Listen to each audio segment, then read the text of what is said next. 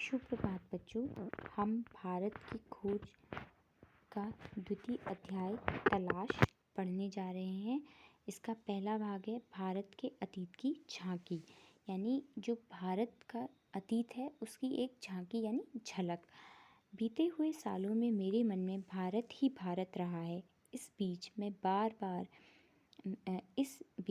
मैं बराबर उसे समझने और उसके प्रति अपनी प्रतिक्रियाओं का विश्लेषण करने की कोशिश करता रहा हूँ। मैंने बचपन की ओर लौटकर याद करने की कोशिश की कि मैं तब कैसा महसूस करता था। मेरे मन में इस अवधारणा ने कैसे धुंधला रूप ले लिया था और मेरे ताज़ा अनुभव ने उसे कैसे संवारा था।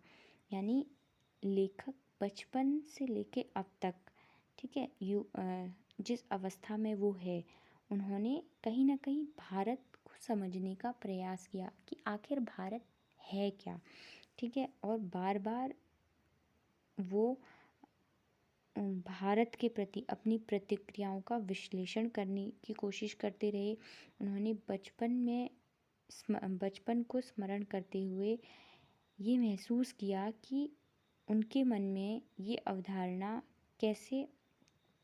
किस प्रकार इस अवधारणा ने, मतलब भारत की अवधारणा ने कैसे धुंधला रूप लिया और आज के ताज़ा अनुभव ने उस अवधारणा को कैसे संवारा। आखिर यह भारत है क्या? अतीत में यह किस विशेषता का प्रतिनिधित्व करता था? उसे अपनी प्राचीन शक्ति को कैसे खो दिया?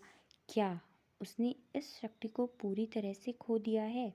विशाल जनसंख्या का बसेरा होने के अलावा क्या आज उसके पास ऐसा कुछ बचा है जिसे जानदार कहा जा सके?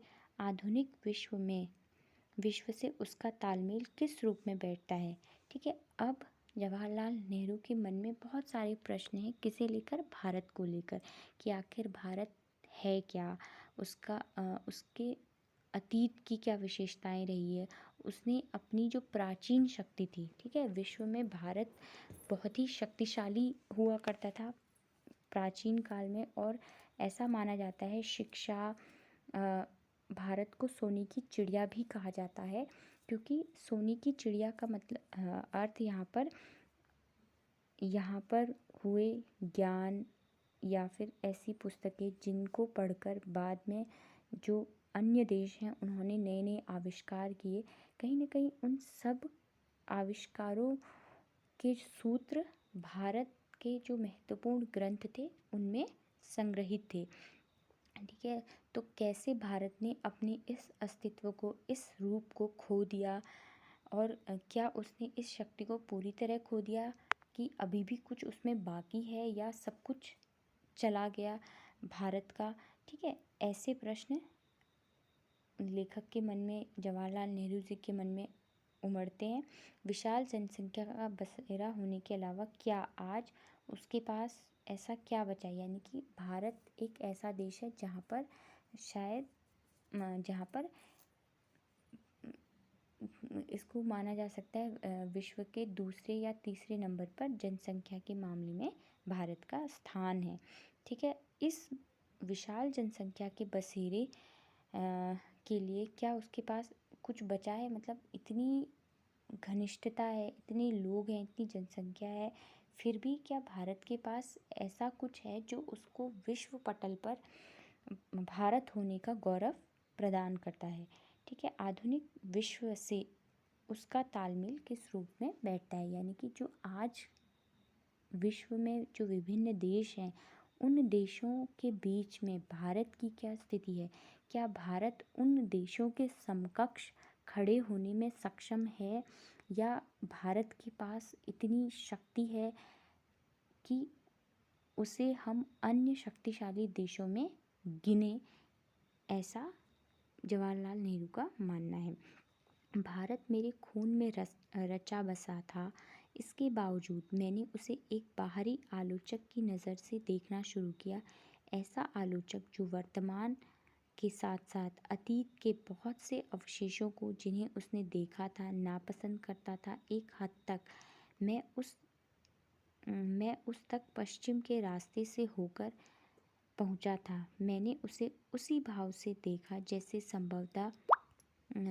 संभवतः किसी पश्चिमी मित्र ने देखा होता। मेरे भीतर शंकाएं सिर उठा रही थी। क्या मैंने भारत को जान लिया था? मैं, जो उसके अतीत की विरासत के बड़े हिस्से को खारिज करने का साहस कर रहा था। लेकिन अगर भारत के पास कुछ भी नहीं होता जो बहुत जीवंत और टिकाऊ रहा है, वह बहुत जो सार्थक है, तो भारत का वजूद उसी रूप में नहीं होता जैसे आज है, और वह हजारों वर्ष तक अपने सभ्य अस्तित्व की पहचान इस रूप में कदापि बनाए नहीं रख सकता था। वह विशेष तत्व आखिर क्या है? यानी कि लेखक का जवाहरलाल नेहरू जी ये मानते हैं कि भारत मेरे खून में रचा बसा है, और फिर भी मैंने उसको एक क्रिटिक की नज़र से, आलोचक की नज़र से, आलोचक का काम क्या होता है? गुण और दोष का निरीक्षण करना।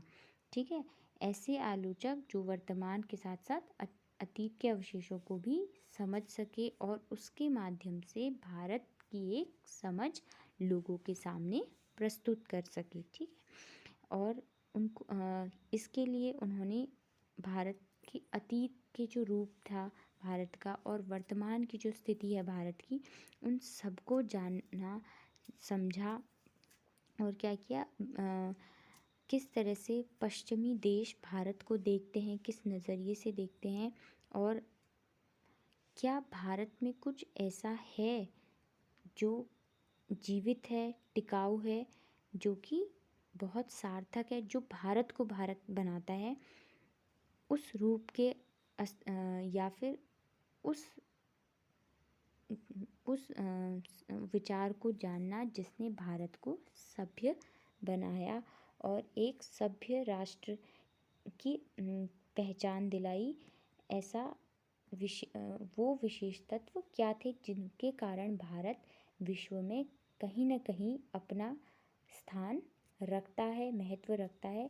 आखिर वो तत्व क्या था, वो क्या चीज़ें थी, वो कौन सी बातें थी जिन्होंने भारत को विश्व पटल पर भारत के रूप में जानने का अवसर प्रदान किया। ठीक है, चलिए बच्चों, आज हम यहीं तक पढ़ेंगे। अगली कक्षा में हम आगे इसको पढ़ेंगे। ठीक है।